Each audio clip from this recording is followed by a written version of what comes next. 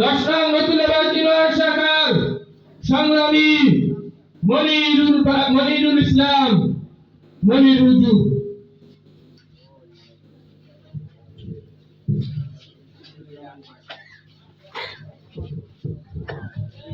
السلام عليكم ورحمة الله وبركاته. اللهم صل على سيدنا ونبينا ورسولنا محمد صلى الله عليه وعلى آله وصحبه وسلم. সম্মানিত উপস্থিতি, আমি শুরুতেই বক্তৃতার আগে একটা কথা বলতে চাই।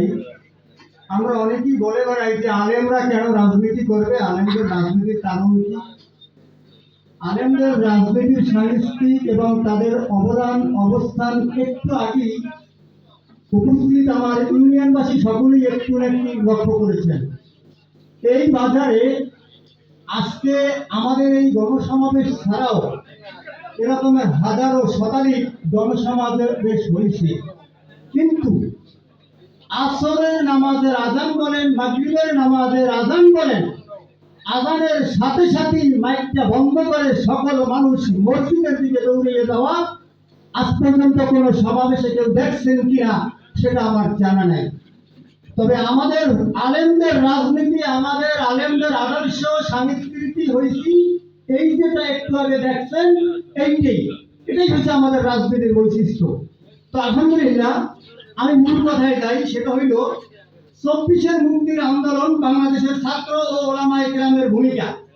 বাংলাদেশের 92% মুসলমানের রাষ্ট্র হলেও এদেশের মুসলিমরা কেন যেন ওলামায়ে কেরামের রাষ্ট্র গঠনের ভূমিকা বা অবদান স্বীকার করতে চায় না। কিন্তু এই দেশকে মসজিদের রাজনীতি বলা হলেও এই দেশের মসজিদগুলোর কমিটিতে বলার মতো ওলামায়ে কেরাম থাকেন না। এটা তুমি সিনেমায় যাও,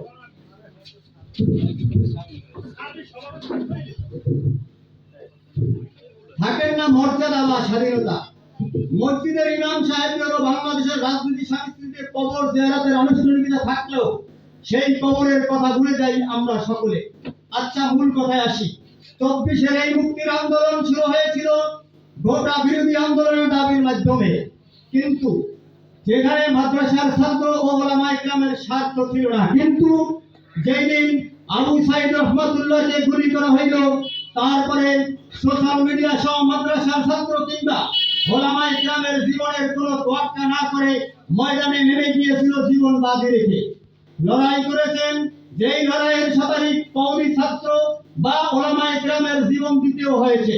বিভিন্ন মিডিয়া সংখ্যায় 73 বললেও সেটা শতাধিক ছিল এবং হাজারো ছাত্র ছিল সেই মেডিকেলে প্রভাকান্ত হয়ে কাতরাত ছিলেন। কিংবা ওলামায়ে কেরামের ময়দানে নেমেছেন কোন স্বার্থে বলেন তো? আচ্ছা, আমরা যে এই স্বাধীনতা নিয়ে নামছিলাম, ওলামায়ে কেরাম কোন স্বার্থে মাঠে নেমেছিল এটা আপনারা বলতে পারেন? কারণ আমরা কলেজ ভার্সিটির ছাত্র ভাইদের রক্ত দেখে সহ্য করতে পারি নাই, কারণ ওরা আমাদের ভাই। ওদের রক্ত দেখে কোনো মুসলমান সহ্য করতে না পেরে, আলেমরা সহ্য করতে না পেরে তারা এই রাস্তায় নেমেছিল। কিন্তু ভাই, তারা আমাদের এই বন্ধু, এই দেশকে বাঁচাতে, স্বৈরাচার মুক্ত করতে বিজয়ের আগ পর্যন্ত সরে যায়নি। যদিও শাপলা চত্বর কিংবা মোদি বিরোধী আন্দোলনে আমাদের পাশে তাদের কাউকে কখনো পাইনি। এর আগে যতবার আমরা শাপলা চত্বরে, ঢাকায় বিভিন্ন শহরে, বিভিন্ন জায়গায় ইসলামী আন্দোলন সহকারে বিভিন্ন আলেমেরা যখন ইসলামী সাংস্কৃতিক নিয়ে আন্দোলনে নেমেছিলেন, তখন আমরা এই দেশের হাজারো মুসলিম জনতা তাহাকেও কাছে পাই নাই। কিন্তু যখন আমার ছাত্র ভাইয়েরা, ছাত্র বন্ধুরা যখন মাঠে নামলেন, তাদের রক্তে রক্তাদিত দেখে আমরা আলেম সমাজ আর ঘরে থাকতে পারি নাই, আমরা ওলামায়ে কেরাম আর ঘরে থাকতে পারি নাই। আমরা সকলেই রাস্তায় নেমেছি, এই দেশ স্বাধীন করেছি, এই দেশ থেকে স্বৈরাচার, একজন রাষ্ট্রবিরোধী স্বৈরাচারকে সরিয়েছি। আমরা পুনরায় এই দেশকে আবার গণমাধ্যমের ভাবে, দেশ একটা দেশ স্বাধীন হয় একবার, কিন্তু আমাদের দেশ স্বাধীন হইতেছে বারবার। এই গানটা কি ছিল? এই দেশ আমার, গড়ার দায়িত্ব আমার। ইনশাআল্লাহ এই দেশ কার? এই দেশ আমার। এই দেশ গড়ার দায়িত্ব কার? এই দেশ গড়ার দায়িত্ব আমার। কিন্তু কারা জানেন? এই ওলামায়ে কেরাম অন্যান্য কেন কিন্তু সেবার মূল জায়গাটাই দখল করে আছেন একমাত্র বর্তমানে বাংলাদেশ ওলামায়ে কেরাম। দেখেন, বাংলাদেশে এই যে বিগত কিছুদিন আগে আপনারা দেখেছেন চিটাগাংয়ে যে বন্যা হয়েছে, এই বন্যায় কিন্তু প্রত্যেক সময় সরকার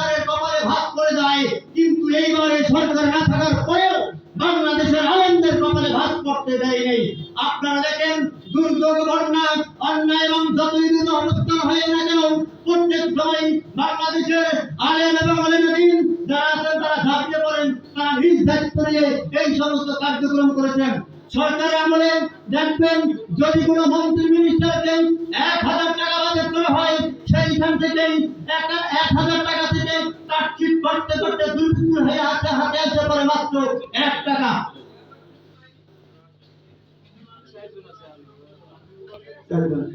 সকলকে ধন্যবাদ। আমাদের হাতে সময় না থাকার কারণে আমি আমার কথা বলতে পারিনি, এই জন্য আপনাদের শুভেচ্ছা ধন্যবাদ এবং আমি দুঃখিত। আপনাদের সকলকে আন্তরিক শুভেচ্ছা অভিনন্দন। আসসালামু আলাইকুম ওয়া রাহমাতুল্লাহ।